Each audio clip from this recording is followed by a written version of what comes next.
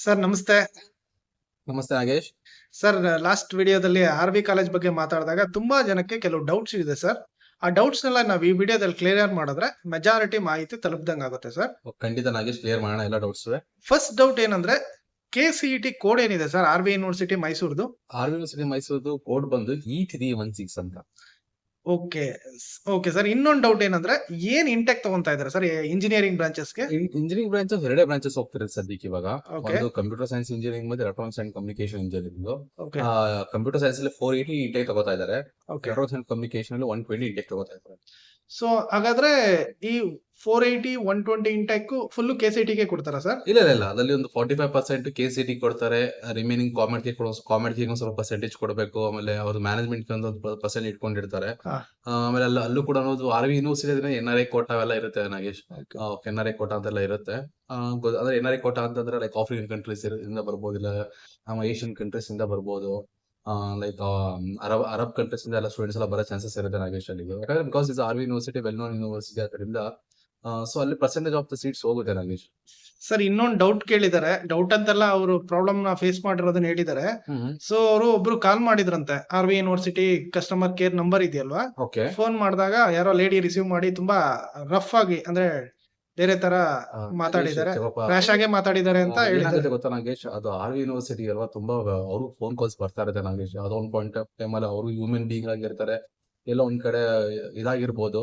So ಇನ್ನೊಂದ್ಸಲ ಕಾಲ್ ಮಾಡಿ ಖಂಡಿತ ಅವ್ರು ಅಂದ್ರೆ ಡಿಮ್ಯಾಂಡ್ ಜಾಸ್ತಿ ಕಂಟಿನ್ಯೂಸ್ ಕಾಲ್ ಬರ್ದಾಗ ಇರಿಟೇಟ್ ಆಗಿರೋ ಅವ್ರಿಗೆ ಏನೋ ಆಗಿರ್ತಿಲ್ಲ, ಲಂಚ್ ಹೋಗ್ತಿರ್ತಿರಲ್ಲ, ಅವ್ರಿಗೆ ಯಾವ್ದೋ ಮ್ಯಾನೇಜ್ಮೆಂಟ್ ಕರೆದಿರ್ತಾರೆ ಬನ್ನಿ ಅಂತ. ಆ ಟೈಮ್ ನೀವು ಫೋನ್ ಮಾಡಿರ್ತೀರಾ, ಅವ್ರಿಗೆ ಟೆನ್ಷನ್ಸ್ ಇರುತ್ತೆ. ಬಟ್ ನೀವು ಅದು ತಿಳ್ಕೊಬೇಡಿ, ಅವರು ಒಬ್ಬ ಹ್ಯೂಮನ್ ಬೀಯಿಂಗ್ ಆಗಿರ್ತಾರೆ. ನೀನೊಂದ್ಸಲ ಕಾಲ್ ಮಾಡಿ ಖಂಡಿತ ಅವ್ರು ನಿಮ್ಗೆ ಎಲ್ಲ ಎಕ್ಸ್ಪ್ಲನೇಷನ್ ಮಾಡ್ಕೊಡ್ತಾರೆ. ಸರ್ ಇನ್ನೊಂದು ಡೌಟ್ ಕೇಳಿದ್ದಾರೆ, ಯಾವ ತರ ನಾನು ಆರ್ ವಿ ಯೂನಿವರ್ಸಿಟಿಗೆ ಅಪ್ಲೈ ಮಾಡಬೇಕು ಅಂತ? ಆರ್ ವಿ ಯೂನಿವರ್ಸಿಟಿ KCT ಮುಖಾಂತರನೇ ಬರಬೇಕು ನಾಗೇಶ್. ಓಕೆ. ಕೆ.ಸಿ.ಇ.ಟಿ ಇಲ್ಲ ಅಂದ್ರೆ ಮ್ಯಾನೇಜ್ಮೆಂಟ್ ಕಾಮಿಡಿಗೆ ಎಲ್ಲ ಬರುತ್ತೆ. ಸೊ ಮ್ಯಾನೇಜ್ಮೆಂಟ್ ಹೋಗ್ಬೇಕು ಅಂದ್ರೆ ಡೈರೆಕ್ಟ್ ಆಗಿ ಮ್ಯಾನೇಜ್ಮೆಂಟ್ ಅದು ಆಫೀಸ್ ಎಲ್ಲಿ ಮಾಡ್ಕೊಂಡಿದ್ದಾರೆ ಅಂತಂದ್ರೆ ಮೈಸೂರು ಸಿಟಿ ಒಳಗಡೆ ಮಾಡ್ಕೊಂಡಿದ್ದಾರೆ. ವಿ ಗೋಕುಲಂ ಹತ್ರ ಮಾಡ್ಕೊಂಡಿದ್ದಾರೆ. ಒಂದು ಬ್ರಿಗೇಡ್ ಅಪಾರ್ಟ್ಮೆಂಟ್ ಅಲ್ಲಿ ಒಂದು ಆಫೀಸ್ ಇದೆ ಒಂದು.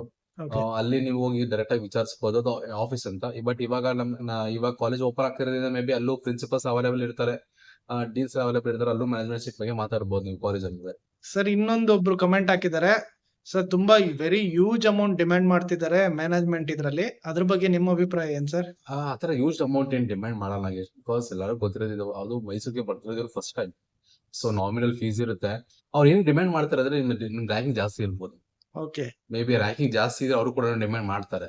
ಓಕೆ. ಸೊ ಅದರಿಂದ ನಿಮ್ಗೆ ಏನಾಗುತ್ತೆ ಅಂತಂದ್ರೆ ನಿಮ್ಗೆ ಆತರ ಅನ್ಸ್ಬೋದು. ಬಟ್ ನಿಮ್ಗೆ ಒಳ್ಳೆ ರ್ಯಾಂಕಿಂಗ್ ಇತ್ತು ಅಂತಂದ್ರೆ ಅವರು ಕೂಡ ಇದು ಮಾಡ್ತಾರೆ. ನಾನು ಇಲ್ಲಿ ಕಡೆ ಒಂದು ಅವ್ರದ್ದು ವೆಬ್ಸೈಟ್ ನೋಡ್ತಾ ಇದ್ದೆ, ಅವರು ಕೂಡ ಒಂದು ಫೀಸ್ ಸ್ಟ್ರಕ್ಚರ್ ಬಿಟ್ಟಿದ್ದಾರೆ. ಅದು ಮ್ಯಾನೇಜ್ಮೆಂಟ್ ಇಲ್ಲ ನನಗೆ KCT ಫೀಸ್ ಅಂತ ಗೊತ್ತಾಗ್ತಿಲ್ಲ.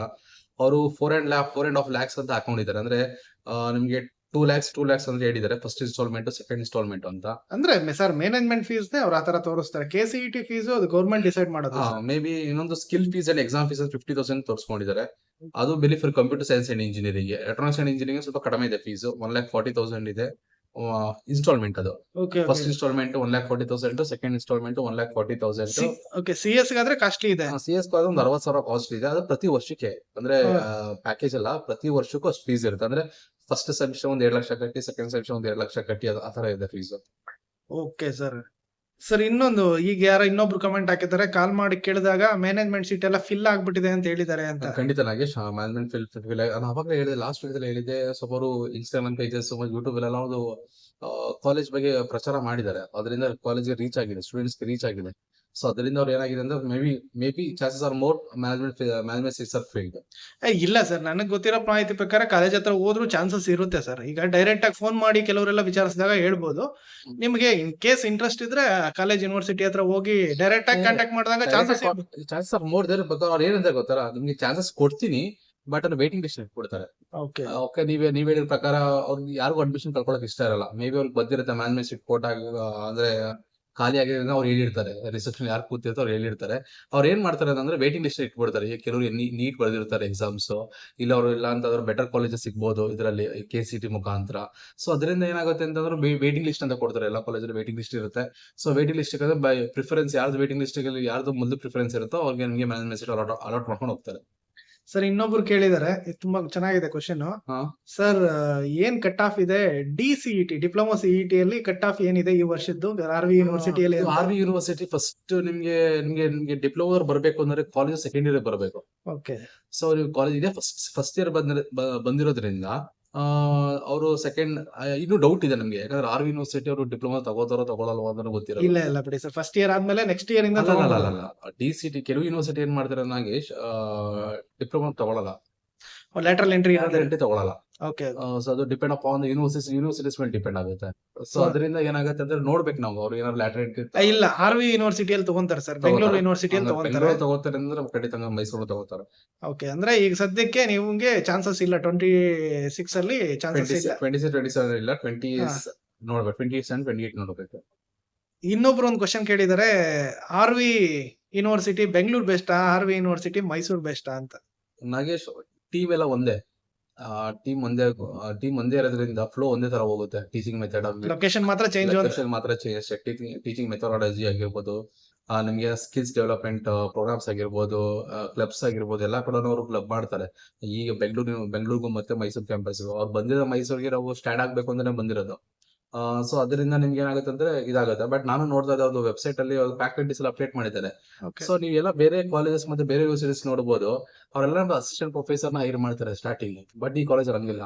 ನೀವು ನೋಡಿದ್ರು ಅಸಿಸ್ಟೆಂಟ್ ಪ್ರೊಫೆಸರ್ಸ್ ಇದಾರೆ, ಅಸೋಸಿಯೇಟ್ ಪ್ರೊಫೆಸರ್ಸ್ ಇದಾರೆ, ಆಲ್ರೆಡಿ ಎಸ್ಟಾಬ್ಲಿಷ್ಡ್ ಇರೋದ್ರಿಂದ ಅವ್ರ ಪ್ರೊಫೆಸರ್ಸ್ ಅಂದ್ರೆ ಎಲ್ಲಾ ತರ ಪ್ರೊಫೆಸರ್ಸ್ ಇದಾರೆ, ಅಸೋಸಿಯೇಟ್ ಪ್ರೊಫೆಸರ್ ಅಂದ್ರೆ ಎಲ್ಲ ಡಾಕ್ಟರೇಟ್ಸ್.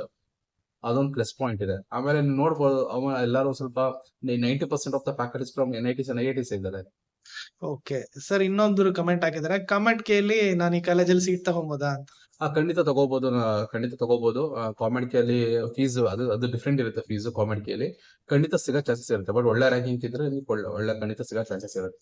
ಸರ್ ಇನ್ನೊಬ್ರು ಮಾಹಿತಿ ಕೇಳಿದ್ದಾರೆ, ಏನಂತ ತುಂಬಾ ಇಂಪಾರ್ಟೆಂಟ್ ಆಗಿ, MBA ಗೆ ಅಡ್ಮಿಷನ್ ತಗೊಬೋದಾ ಅಂತ. MBA ಇದೆಯಾ ಸರ್ RV ಯೂನಿವರ್ಸಿಟಿ? ಸದ್ಯಕ್ಕೆ MBA ಮಾಡಿಲ್ಲ ಅವರು MCA ಅಂದ್ರೆ ಅವ್ರು 3 ತರ ಕ್ಯಾಟಗರಿ ಮಾಡ್ಕೊಂಡಿದ್ದಾರೆ: school of engineering, school of management. School of management ಅವ್ರು ಇನ್ನೂ MBA ಮಾಡ್ಕೊಂಡಿಲ್ಲ, ಅವ್ರು BBA ಮತ್ತೆ BCom ಹೋಗಿದ್ದಾರೆ ಅಷ್ಟೇ.